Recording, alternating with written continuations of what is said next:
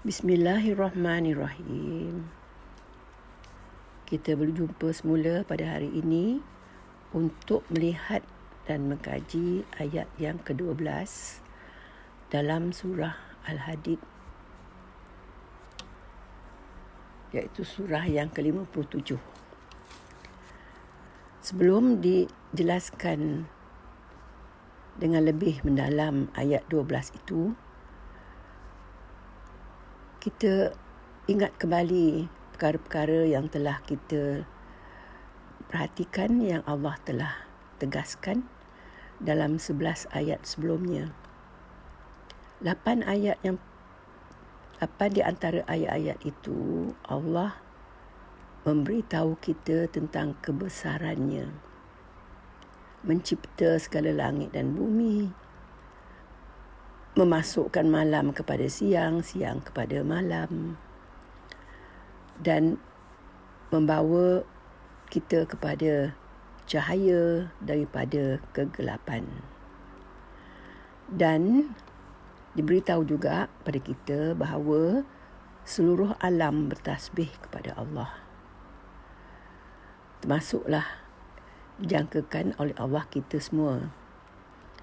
Dan bertasbih ni maksudnya ialah membesarkan dan mensucikan Allah.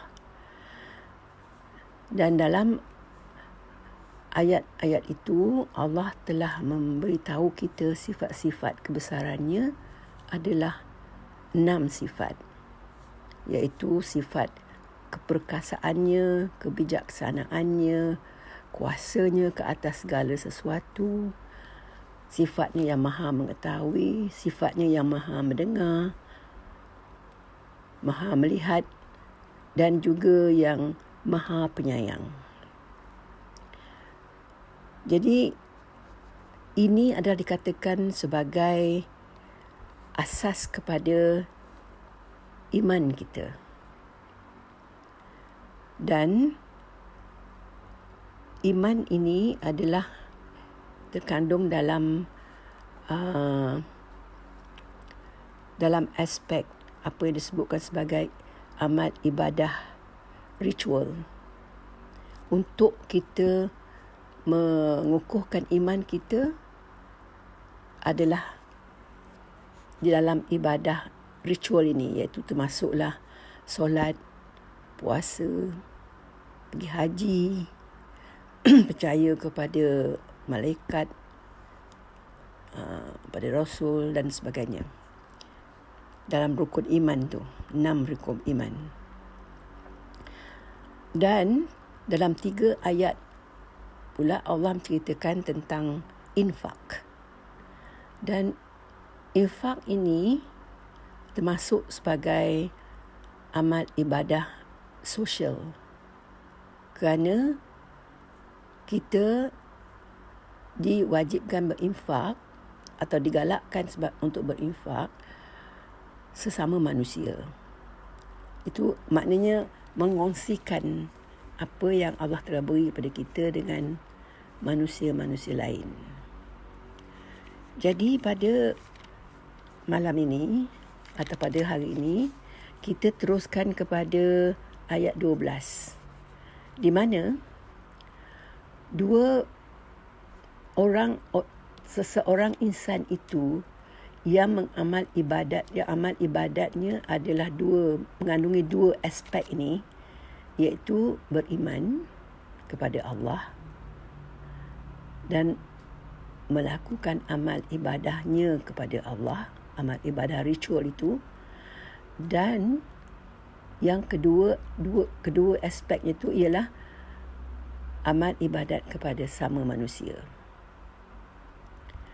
Selalu dalam Quran disebutkan dalam beberapa ayat, dalam beberapa surah, iaitu 2 aspek ini Allah sebut sebagai orang-orang yang beriman dan beramal soleh, iaitu ya ayyuhallazina amanu wa amilus solihat.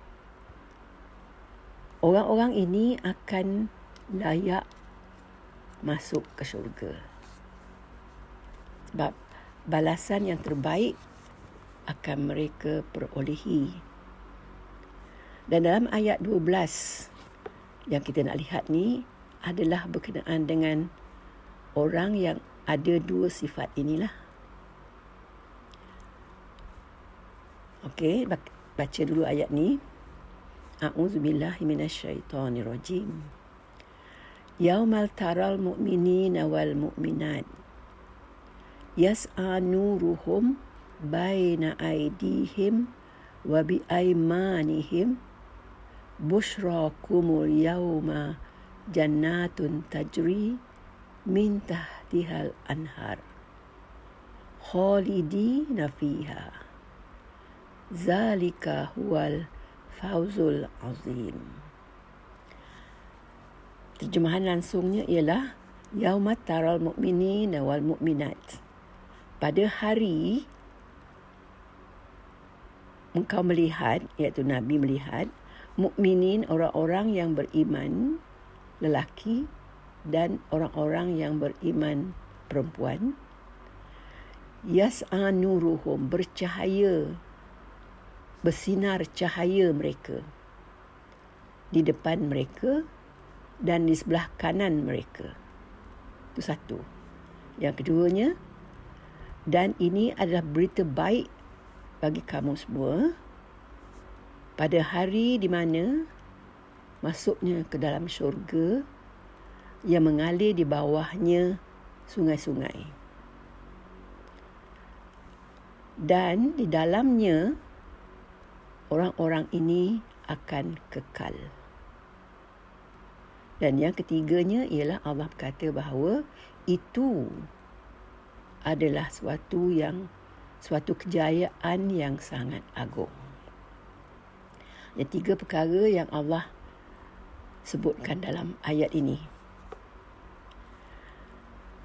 Jadi orang-orang beriman ni, kalau Allah sebut sebagai mukminin, tu maknanya ada mim di depan, tu maknanya orang-orang ini dah mantap imannya. Mantap imannya, sebab kalau disebut orang-orang yang masih lagi ada perubahan dalam imannya, ialah disebutnya amanu. Dipanggil sebagai wahai orang-orang yang beriman, ialah allazina amanu. Itu yang masih lagi dalam keadaan ada perubahan. Ada kalanya kuat, ada kalanya lemah. Tapi bila disebutkan mukminin di sini, maknanya orang-orang ini dah kuat imannya. Macam apa yang disebutkannya dalam surah Al-Mu'minun. Itu menceritakan tentang orang-orang dah mantap imannya. Jadi di sini yang dapat sinaran cahaya ni adalah orang-orang yang dah mantap imannya. Maknanya bila dia bertasbih subhanallah kepada Allah itu bukan sahaja di bibirnya, tapi juga terbit daripada hati, sudut hatinya, dan diterjemahkannya di dalam amalan-amalannya. Nah, disebutkan juga di sini sinar cahaya ni datangnya atau beradanya pada depan orang-orang ni dan di sebelah kanan. Dan disebut di depan di sini, baina aidihim, makna itulah imannya. Orang ni memang kuatlah imannya, mantap imannya. Iman tu beradanya dalam hati dan di depan. Wa bi aymanihim, maknanya sebelah kanan, iaitu ialah tangan kanan yang selalunya bersedekah atau memberi kepada sesama manusia. Itulah. Jadi orang-orang ini akan mendapat sinar cahaya. Biasanya kita semua nanti, bila di akhirat nanti, sebelum kita ditentukan di mana tempatnya kita melalui neraka dulu. Dan pada orang-orang yang mukminin, mukminat ni, pada mereka tak rasa azab neraka tu. Dan mereka berjalan cepat sebab ada cahaya yang menunjukkan jalan kepada mereka. Cahaya di depan mereka dan cahaya di kanan mereka. Tiap-tiap seorang insan itu akan mendapat cahayanya tu. Itu disebut dalam surah lain. Kemudian dikata di sini bahawa orang-orang ini akan masuk syurga.